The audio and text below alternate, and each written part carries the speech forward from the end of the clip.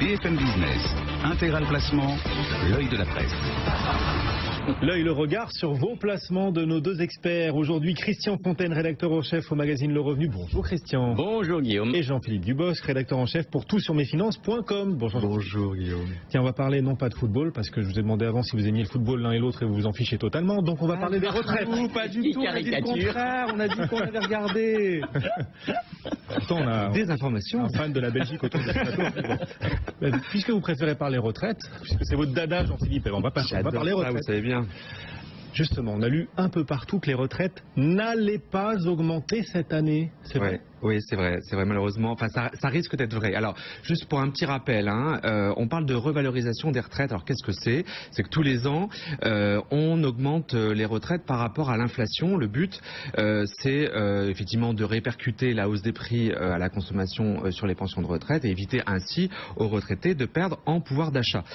Donc, pour ce qui est des retraites de base, avant, c'était le 1er avril que c'était revalorisé. Depuis 2014, c'est le 1er octobre annuel, enfin tous les ans.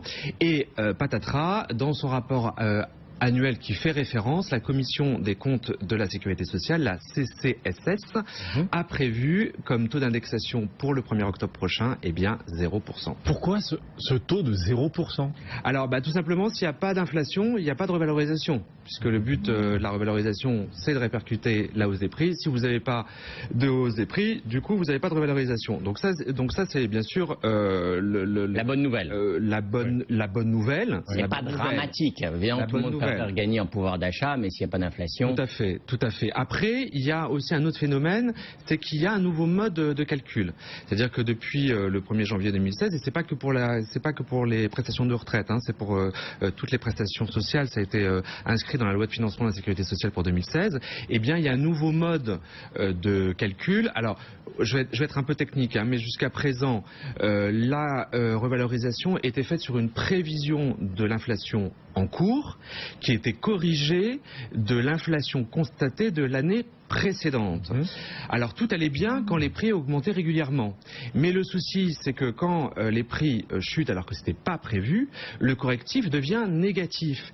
Et le problème, c'est que le risque, c'est que le correctif soit négativement supérieur à l'inflation. Et là, on arrive à une revalorisation négative, c'est-à-dire à une baisse nominale des pensions. Et ça, c'est pas possible.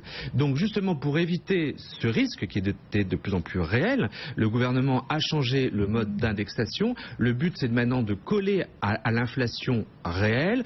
Juste maintenant, on fait la moyenne entre l'inflation constatée d'août N-1 à juillet N par rapport à l'inflation de août N-2 par rapport à juillet N. Donc clairement, là, entre août 2015 à juillet 2016 par rapport à août 2014 et juillet 2015. C'est un peu technique, mais ça évite à nos auditeurs, aux Français retraités, une baisse des pensions. Voilà comment le gouvernement protège les pensions des Français. Et comme le dit Christian, c'est positif. La vraie question, c'est vrai, c'est la question du pouvoir d'achat des retraités d'aujourd'hui et des retraités de demain. Alors si je dis à l'antenne que pour une fraction importante des retraités, le pouvoir d'achat aujourd'hui des pensionnés est supérieur à celui des actifs, là je vais me recevoir des dizaines de mails, donc je ne l'ai pas dit. Je ne l'ai pas dit.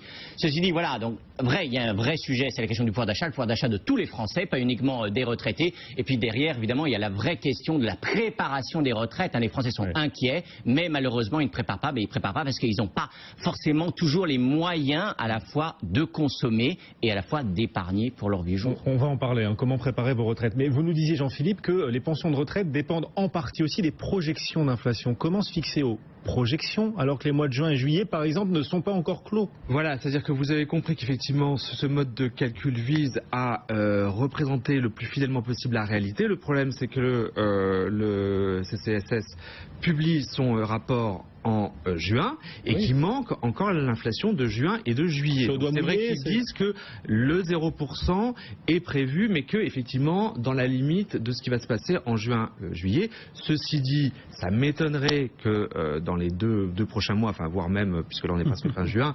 les étiquettes s'envolent, et même s'il y a une augmentation infime de l'inflation, ça ne va pas compenser les 10 mois où il n'y a pas eu d'inflation. Ouais, le risque, c'est plus qu'il y ait une déflation qu'une trop forte inflation. On est d'ailleurs au bord de la déflation depuis des mois et des mois. En cas de déflation véritablement avérée, Jean-Philippe, est-ce qu'il y aurait pour le coup un risque de baisse des retraites en France? Alors toujours, effectivement, dans la loi de financement de la sécurité sociale, pour 2016, a été prévue une clause de sauvegarde. C'est-à-dire que justement, en cas de revalorisation négative, eh bien, il y a un bouclier, ce qu'ils appellent un bouclier, c'est-à-dire que non, ça n'est pas possible.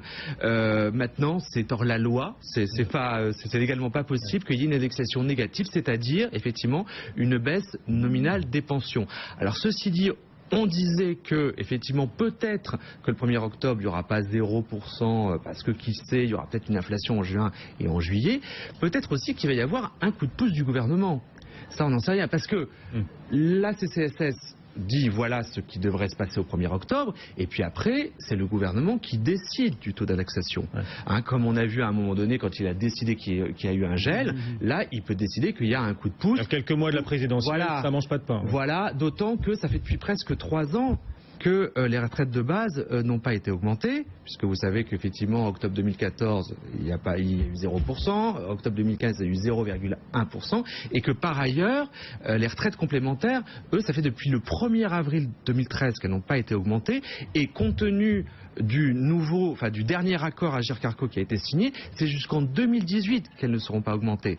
Donc, c'est vrai que là, il y a un gel, il peut y avoir effectivement un geste politique de fait. Enfin, il y en a un qui a déjà été fait, à savoir créer des mécanismes pour éviter que les pensions de retraite reculent, même si on est quasiment en déflation. C'est déjà un geste quand même. Oui. Mais ça montre quelque part le problème, et là je rejoins un petit peu Christian, c'est que si l'exécutif a ressenti le besoin d'inscrire ce dispositif dans la loi, c'est que peut-être que malheureusement le scénario de déflation est plus probable qu'il n'y paraît. C'est vrai. C'est aussi parce que c'est un scénario crédible que le gouvernement en effet a changé le mode de calcul des pensions de retraite. C'est vrai aussi. Christian. Vous n'avez pas le moral, mon cher Guillaume. Vous voulez faire baisser le montant des retraites. Mais non. Le cher Jean-Philippe nous dit qu'on ne va pas augmenter, on est à zéro, mais Guillaume il veut les faire baisser. Mais oui, mais il dit qu'on ne voit pas le foot alors qu'on voit le foot. Enfin, ça va pas, ça va pas. Christian, pas besoin d'être à la retraite pour choisir des placements plaisir pour le coup. Investir dans des vignobles par exemple. Et c'est vrai que face à la volatilité des marchés très très instables en ce moment, certains auditeurs nous demandent d'insister sur des actifs tangibles comme par exemple les vignobles. C'est vrai qu'au-delà du plaisir et de la rentabilité, les vignobles, ça permet aussi de limiter son exposition à l'impôt, de limiter sa fiscalité. C'est pas mal. Alors, vous avez bien résumé, vous avez presque tout dit. Alors, merci à tous les deux. Bonne journée. C'est pas le foot, mais il va falloir détailler. C'est pas le foot, mais c'est le festif. On peut effectivement, le vin, ça appartient à notre patrimoine national et ça peut aussi, bien sûr, appartenir à votre patrimoine privé. Alors, pourquoi en parler aujourd'hui? Vous savez, c'est le début des ventes en primeur de Bordeaux 2015. En plus, on dit que ça va être un excellent millésime comme le 2009 et le 2010. Et puis surtout, les chiffres sont sortis du prix de vente à l'hectare des vignes d'appellation d'origine protégée pour 2015. Et il apparaît que les prix ont progressé de 3%. Alors, si vous parliez de crise financière et d'actifs tangibles, et c'est vrai que depuis 2007-2008, le prix des vignes AOP a bondi de 37%, ce qui correspond à une progression annuelle de 4 à 5%. Donc voilà un actif tangible qui progresse chaque année. Ouais. C'est l'une des raisons essentielles pour lesquelles il faut s'y intéresser. 4 à 5% de progression annuelle, il n'y en a pas beaucoup, des actifs qui proposent un tel rendement. Et là, en plus, un actif tangible. Comment, du coup, Christian, réussir son investissement viticole? Faire du vin un placement juteux? Alors, bravo. Alors, on peut bien sûr investir en direct. Ceci dit, à moins de détenir, de disposer de plusieurs millions à investir dans un domaine et d'avoir bien sûr les compétences viticoles nécessaires pour gérer un domaine en direct, cela n'est pas fait pour tout le monde. Par contre, ce que vous pouvez faire, c'est d'acheter des parts de groupements fonciers viticoles et non pas forestiers. On en parlait il y a quelques semaines. Et donc là, de quoi s'agit-il? Ce sont des sociétés civiles qui regroupe un nombre relativement réduit d'associés personnes physiques et qui vont acquérir ensemble un domaine viticole, des parcelles de vignes, et qui vont ensuite confier la gestion à un professionnel, à un vigneron, par l'intermédiaire d'un contrat à long terme. Et donc c'est ça dont je voulais vous parler, c'est les groupements fonciers viticoles, et c'est vrai que c'est un placement à la mode, notamment auprès des banques privées. Ça s'appelle donc un GFV dans le langage patrimonial. Tout le monde peut souscrire des parts de GFV? Alors c'est là où c'est bien sûr intéressant. Le ticket d'entrée n'a rien à voir avec le ticket d'entrée pour s'acheter l'ensemble d'un domaine, puisque là on parle de quelques milliers d'euros, 3 000 à 5 000 euros.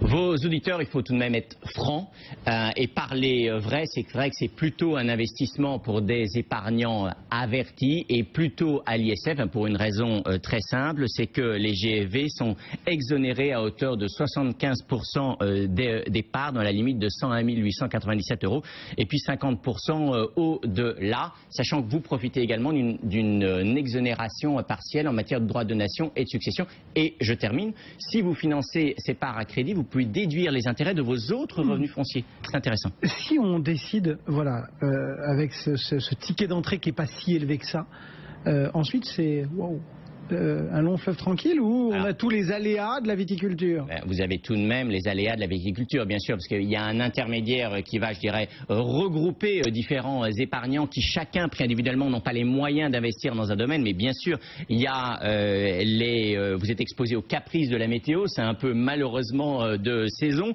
Bien sûr, la vigne est un organisme vivant, donc il peut y avoir toutes les maladies. Et puis, ce sont des placements, et ça on ne le dit pas souvent, qui sont intermédiaires, donc parfois un petit peu chargés en frais. Donc, il y a aussi des contraintes fiscales. On parlait des avantages fiscaux tout à l'heure, mais il y a les contraintes fiscales. Les contraintes fiscales, c'est l'obligation de détenir vos parts pendant un minimum d'années pour profiter des exonérations ISF, donations et successions. Donc tout ça pour conclure, oui, il y a des aléas et c'est pour ça que pour réduire ces aléas, il faut conserver ses parts pendant de nombreuses années. Ce n'est pas un investissement sur lequel on effectue un aller-retour. Jean-Philippe, ça vous séduit les groupements fonciers viticoles? Mais est-ce qu'on peut goûter au moins le vin? Est-ce qu'il y a des dégustations? Pas au moins. Alors, ce n'est pas au moins. Tout, moi je veux bien investir, mais moi je veux goûter quand même avant. Vous allez tout à fait pouvoir goûter. Pour savoir dans quoi on investit. Oui, c'est important. Avec modération, vous avez entièrement raison. Vous allez toucher des dividendes, a priori des revenus équivalents plus ou moins à 2% du prix de la valeur des parts, et vous pouvez très bien décider de les toucher en nature, et pour être très concret, c'est-à-dire sous forme de bouteilles. Et vous pouvez aussi acheter des bouteilles au prix propriétaire, et un nombre de bouteilles qui dépend un petit peu du nombre de parts détenues. Certains auditeurs réagissent, c'est le cas de Pierre qui nous écrit sur notre site bfmbusiness.com. Il nous dit qu'il s'intéresse lui aussi au groupement foncier viticole, mais il nous demande quel terroir cibler pour espérer les meilleurs rendements, Christian. Alors Pierre est certainement un petit malin, il se dit, moi je vais acquérir un petit vignoble sans prétention et ensuite je vais profiter de la hausse des prix. Alors c'est un mauvais calcul et pour ça il suffit de regarder l'évolution du prix des vignobles depuis 25 ans et que constate-t-on? C'est que les grandes AOP ont fortement progressé, plus 200% en moyenne, plus 400% pour les Saint-Julien, 500% pour les Champagnes, 800% pour les Pauillac.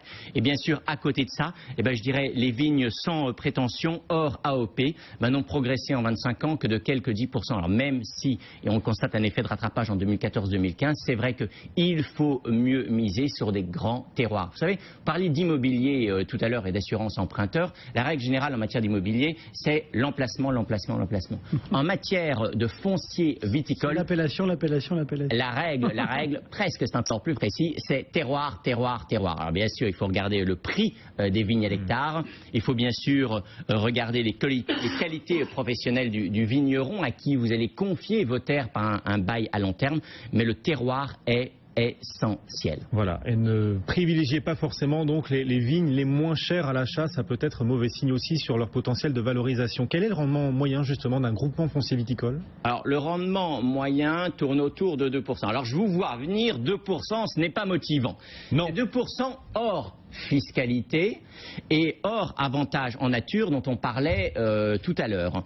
Alors Il y a quand même un vrai talon d'Achille aux parts de GEV dont on n'a pas parlé, c'est le problème de la liquidité. C'est vrai que c'est un placement qu'on détient pour de long terme, et c'est vrai qu'une fois que vous faites l'acquisition de ces parts, c'est pas forcément facile de les revendre. Et c'est une bonne raison de se positionner sur des appellations prestigieuses, puisque plus le terroir est de qualité, plus ça sera facile pour revendre vos parts.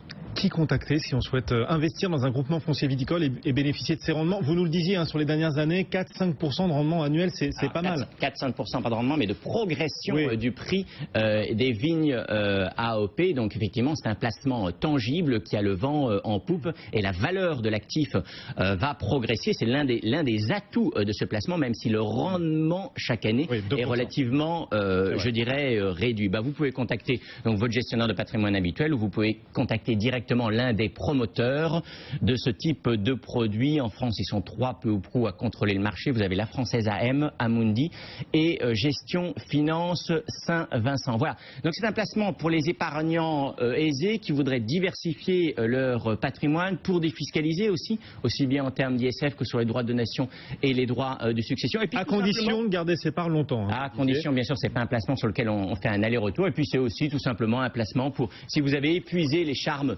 des foires au vin ou des achats en primeur, vous pouvez acquérir des parts de GFV. Voilà, et bénéficier des meilleures bouteilles avec Jean-Philippe Dubos, que vous pouvez joindre évidemment, et qu'on retrouvera tout à l'heure. On vous retrouve tous les deux pour les réponses aux auditeurs. Avec plaisir. Volontiers. Super, dans 3 quarts d'heure. On va aller boire un verre. Voilà. Oui, revenez quand même sobre pour les réponses précises et fiables à nos auditeurs. Vos questions sur notre site bfmbusiness.com. À tout à l'heure, messieurs.